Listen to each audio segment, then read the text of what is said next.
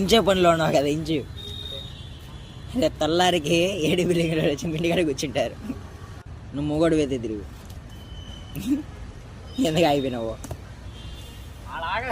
wow